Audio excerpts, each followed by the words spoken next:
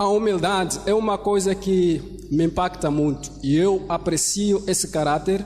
Eu admiro muito a pessoa de Jesus, porque ele pode fazer desaparecer isto em curto tempo.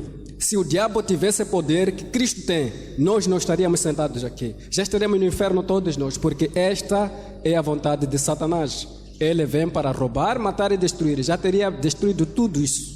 Mas Cristo, que é Deus, que fez o próprio diabo, repara como que ele age. Veio ao mundo, foi nascido como se fosse um homem normal e um homem qualquer. E aonde? Não nasceu numa maternidade, num lugar sofisticado, a ser recebido por anjos, porque Cristo está a vir ao mundo. Foi nascido num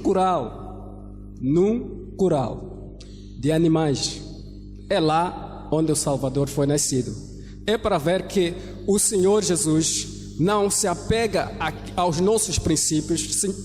A matemática de Deus não é como a nossa matemática, baseada em qualidades que nós achamos que são qualidades. A matemática de Deus funciona da maneira que Ele acha que tem qualidade ou é qualidade.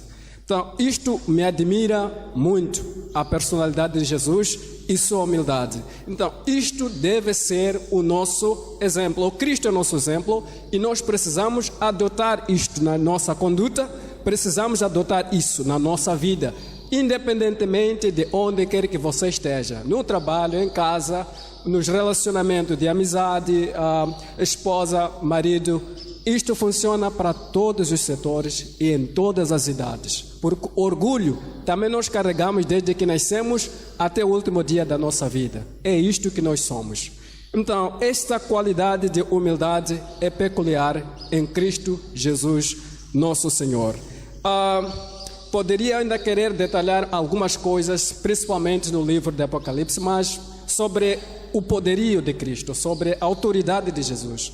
Mas não vou fazer isso porque alguns podem saber e alguns também têm a possibilidade, para aqueles que leem, de abrir o livro de Apocalipse e poder passear por lá e ver a pessoa de Cristo. Quando Cristo estava na terra, havia um discípulo que ele tanto gostava, o João. O João sempre estava colado com Cristo. O João gostava muito do Senhor Jesus. Mas nota uma coisa, no livro de Apocalipse, o mesmo João, quando vê Cristo glorificado no mundo espiritual, ele desmaia diante de Jesus. Quando ele desmaia, Cristo levanta e diz: não, João, levanta, não precisa ter medo. Eu sou aquele que fui morto lá daquela vez, estivemos juntos lá na terra, mas agora estou vivo e vivo para sempre. Notem que a singularidade de Cristo é incomparável. Mas nós, homens simples, homens pequenos, homens miseráveis, somos tão orgulhosos que se Deus tivesse partilhado a sua glória conosco, não haveria espaço para Ele reinar sobre nós. Por isso que Ele disse: a minha glória não dou a ninguém, porque nós não merecemos a glória de Deus, mas Ele nos dá a sua graça e dá-nos o modelo, o exemplo de vida, a humildade. Partindo para o versículo 6, é praticamente o que acabei de explicar, que ele, como Cristo, como Deus, não se apegou à sua deidade ou à sua divindade, mas ele esvaziou-se. E nós, como homens e filhos de Deus agora, precisamos aprender a nos esvaziar diante de um ou dos outros e também, ou principalmente, diante de Deus. Porque quando a palavra ou a mensagem é pregada para nós e nós não ouvimos, nós não acatamos, nós não colocamos em prática, isso mostra também desprezo por Deus. Amém? Então, nós somos bons em termos de orgulho, mas uma coisa muito triste que acontece nessa área de orgulho é que é a primeira coisa que Deus se levanta contra, é a primeira coisa que quando você demonstra esse lado de orgulho diante de Deus, Ele facilmente te bane da sua presença. Vou dar alguns exemplos, não vamos ler, mas está escrito no livro de Daniel, capítulo 4. Daniel, capítulo 4. Fala de um rei, o rei Nabucodonosor. Creio que muitos já ouviram falar, ou conhecem, ou já leram essa passagem. o rei Nabucodonosor foi um poderosíssimo rei.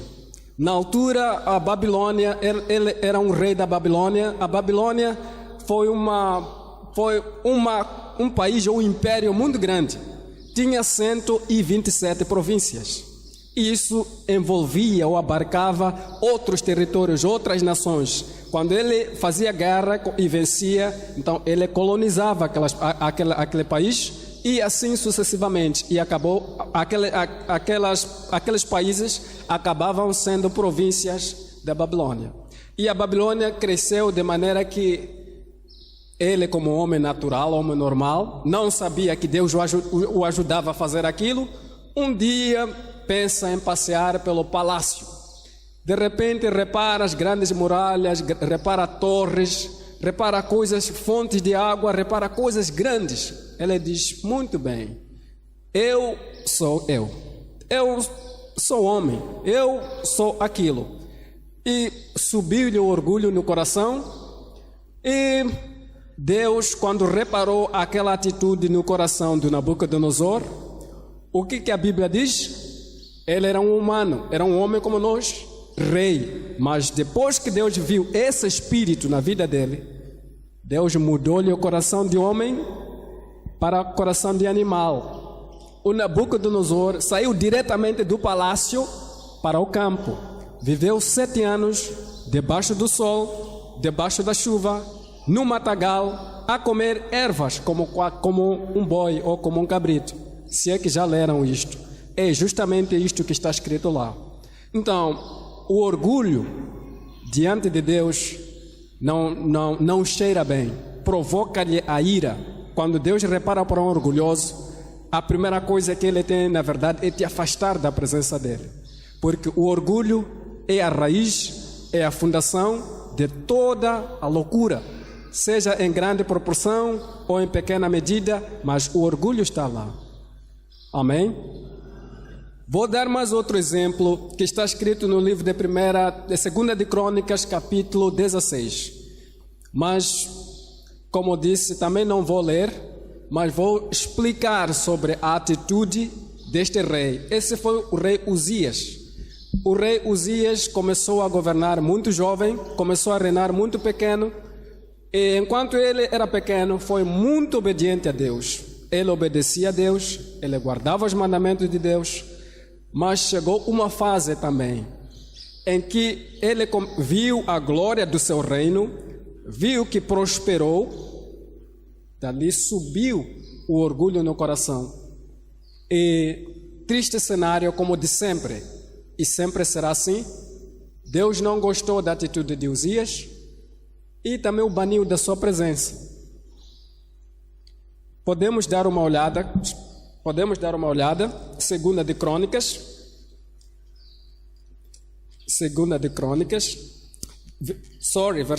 capítulo 26, versículo 16.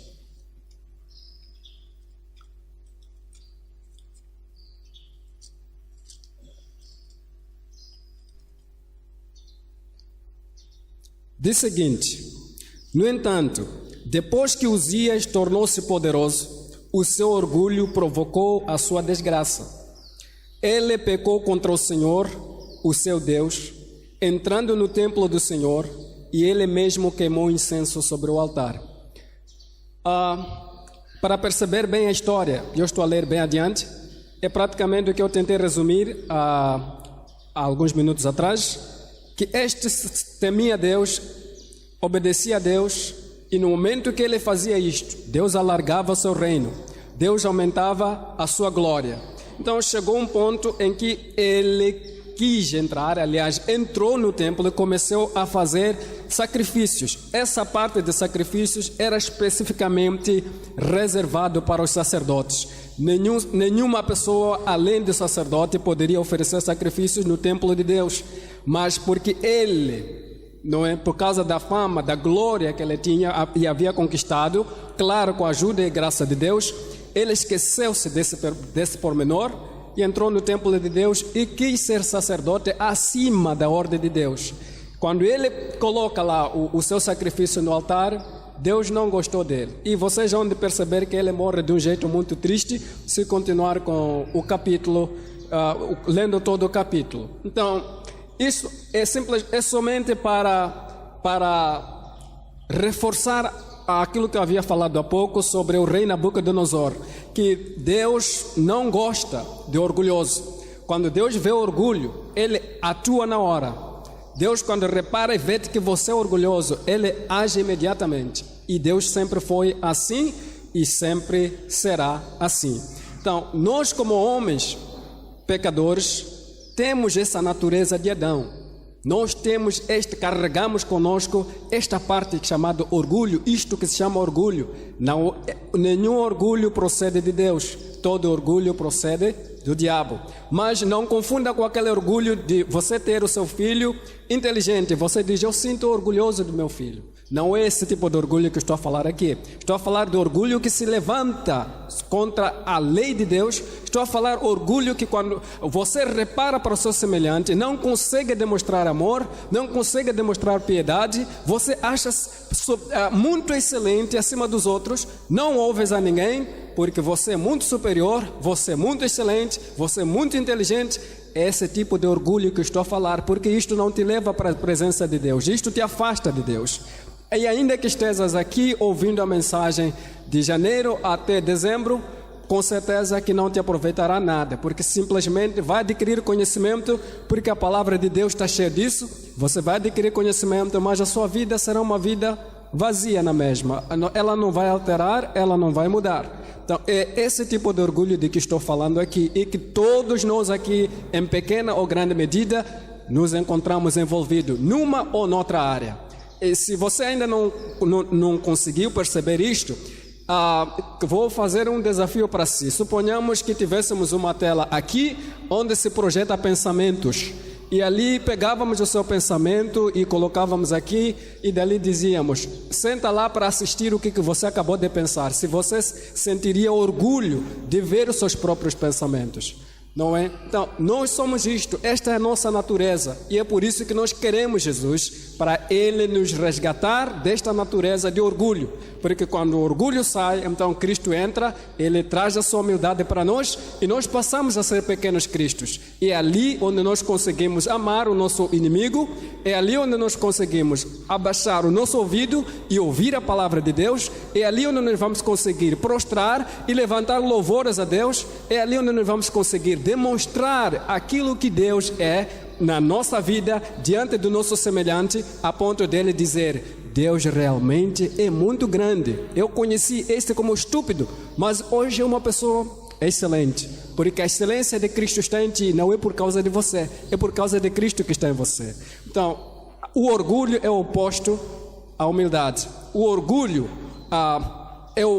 é a fundação da queda. O orgulho vem antes da pessoa cair. Primeiro você tem que ser orgulhoso para depois cair. Você primeiro tem que ser orgulhoso para depois pecar. Você tem que ser orgulhoso para depois desobedecer. É isso que a palavra de Deus nos mostra muitas vezes. Então, a humildade é o contrário disso. A humildade é aquele reconhecimento, é aquele ouvir da palavra de Deus e lutar para fazer. Todos nós temos esse desafio. Nunca foi fácil em toda a história da igreja obedecer a palavra de Deus. Se vocês forem a ver, muitas das pessoas que foram chamadas por Deus negavam. Grandes homens que hoje falamos, o Moisés, o Abraão, negaram o chamado de Deus. Primeiro disseram, isso ali não é para mim, isso aí eu não consigo fazer, isto ali. Mas depois que o Senhor lhes transformou, passaram a ser vasos e instrumentos de Deus. E é isso que somos chamados também hoje a fazermos, vasos e instrumentos de Deus, a partir desse caráter de humildade, e mostrarmos ao mundo que Cristo fez essa transformação aqui. Sou aquele pecador orgulhoso, mas hoje Cristo implantou em mim a sua humildade. Por isso eu te amo apesar de todos os seus defeitos. Por isso eu te amo e te perdoo apesar de toda falha que possa cometer. É esta mensagem que a palavra de Deus nos ensina. E uma coisa muito gratificante, como Deus sempre é justo ou justiça quer dizer dar a alguém aquilo que ela merece por seus feitos, ou é dar a alguém aquilo que ela merece, de acordo com as suas obras e práticas.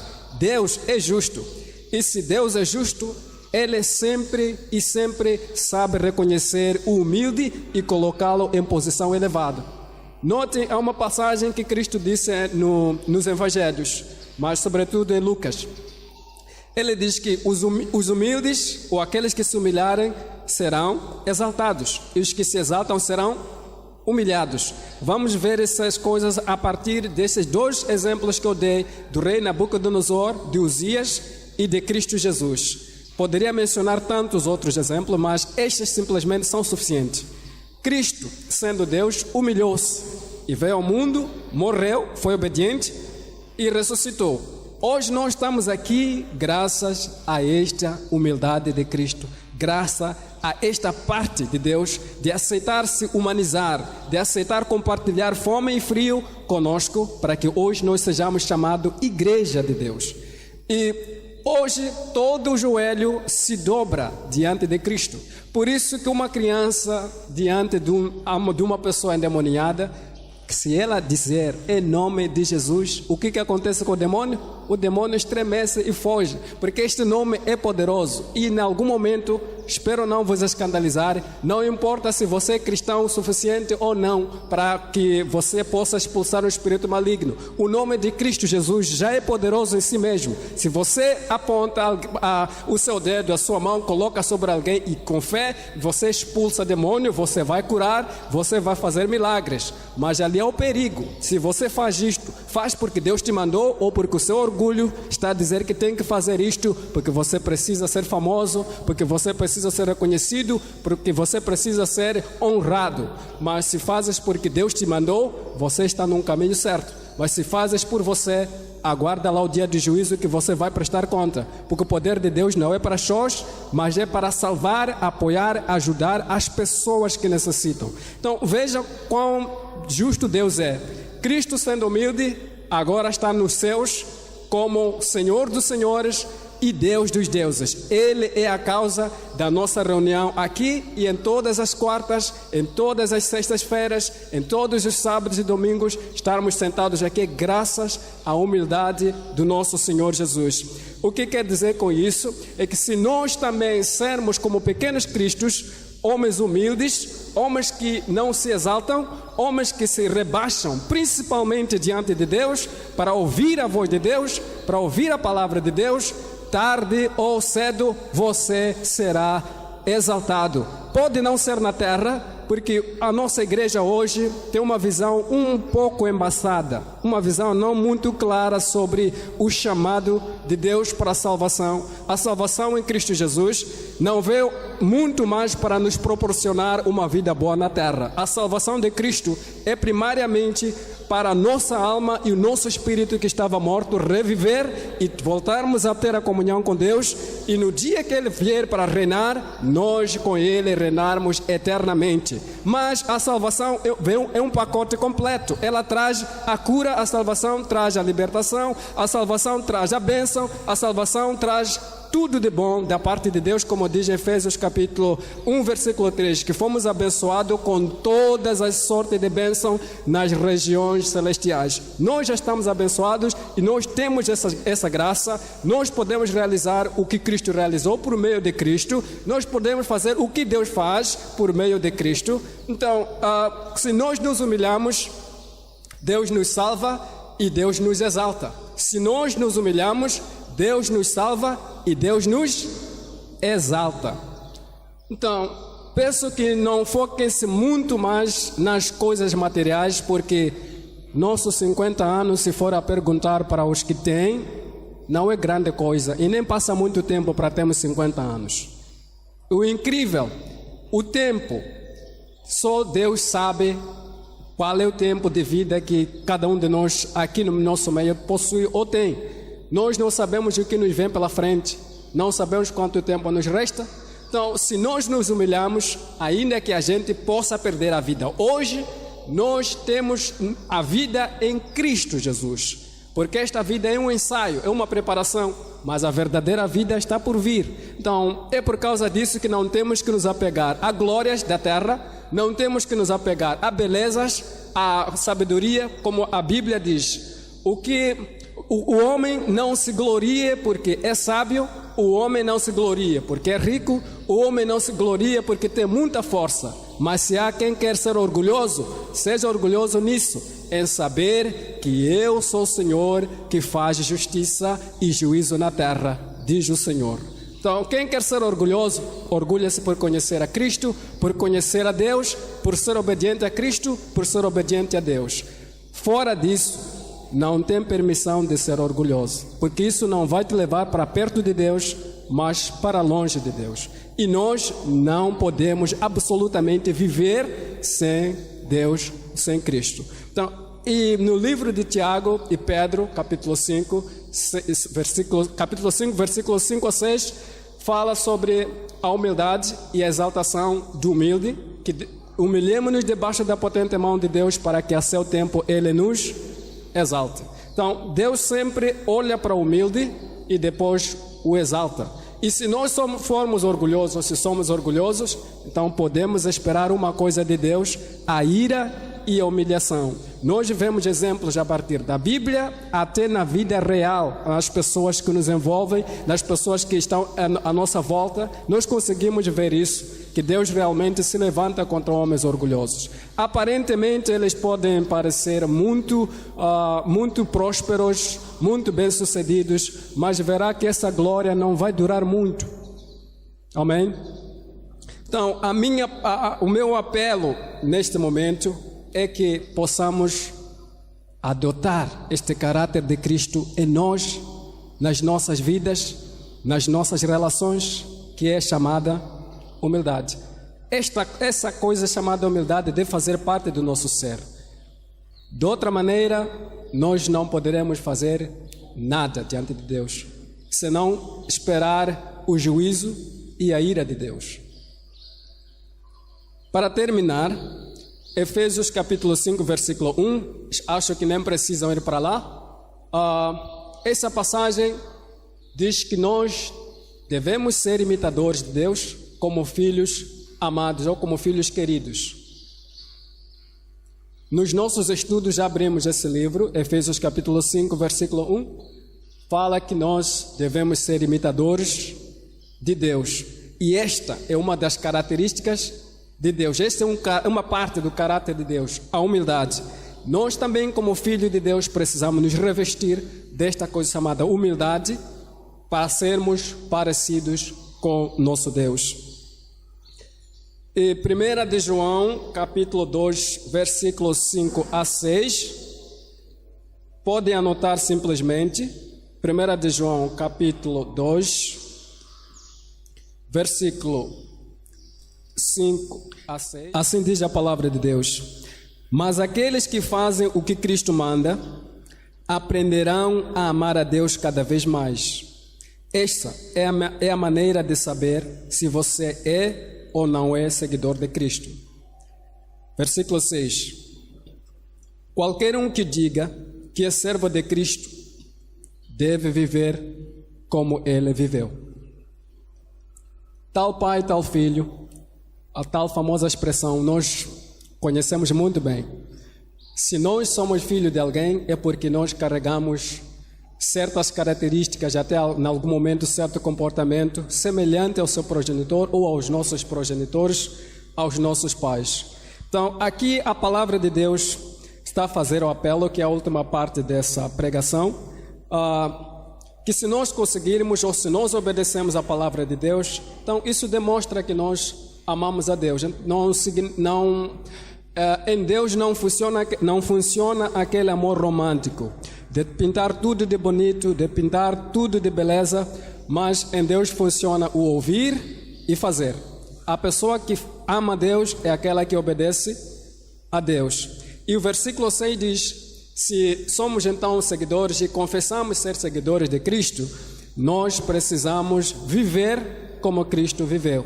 E uma das maneiras que Cristo viveu é humilhando-se diante dos homens, aturando as brincadeiras dos homens, aturando tentações, aturando provocações dos homens e perdoando o pecado dos homens, curando, apoiando e ajudando e fazendo tudo aquilo que é de bom. Por isso, quando ele sentou-se junto aos seus discípulos no Mateus capítulo 5, versículo 3, ele diz, é só anotar, no Mateus capítulo 5, versículo 3, ele diz, bem-aventurados são os pobres de espírito. O pobre de espírito são pessoas humildes. E é isso que nós todos aqui precisamos aprender a sermos dentro de nosso ser, na nossa maneira de viver, nas nossas atitudes, nos nossos pensamentos. Então, todo o resto, ou tudo o resto, Deus vai completar. Então, a minha mensagem hoje é justamente essa, humildade. Cristo como modelo da humildade. Então, sem esta parte da humildade, nós não vamos a lugar nenhum, nós não vamos a lugar nenhum, nós não podemos ver a glória de Deus, nós não podemos apalpar, nunca chegaremos a conhecer a personalidade de Deus ou de Jesus Cristo, nós nunca vamos alcançar a tal almejada libertação, nós nunca vamos alcançar a tal almejada prosperidade, porque a base de tudo, para você aceitar a Cristo, primeiramente você deve ser humilde e reconhecer. Então, isto também deve nos caracterizar em todos os ambientes, em todos os lugares. Estou a repetir porque não quero que esqueçam. A humildade é fundamental. Há um homem de Deus chamado Andrew Murray. Ele diz o seguinte: a humildade é a beleza da santidade. E a Bíblia diz: sem a santidade, ninguém verá a Deus. Então, notem como que se a santidade já é bonita, então a beleza ainda aumenta o ornato, ornamenta a santidade. Então, sem esta parte nas nossas vidas, irmãos, nós não somos grande coisa. E eu sinto muita vergonha quando me chamam de cristão, reparo para os cristãos antigos, reparo para os que me envolvem chamados cristãos, meus amigos, e eu fico com a cabeça girando. Nós envergonhamos muito o nome de Jesus. Cristo não é mais o nosso modelo de vida hoje. Nosso modelo de vida são os famosos. Nosso modelo de vida são alguns homens de Deus que nós temos admiração. Deixou de ser Cristo. Mas aqui somos dado o exemplo de humildade na pessoa de Cristo, tanto quanto as outras características, assim como o fruto do Espírito Santo, há de encontrar tudo em Cristo. Então, a melhor pessoa para ser imitada nesta terra é o nosso Senhor Jesus. Desde já, agradeço a vossa atenção e muito obrigado. Deus abençoe.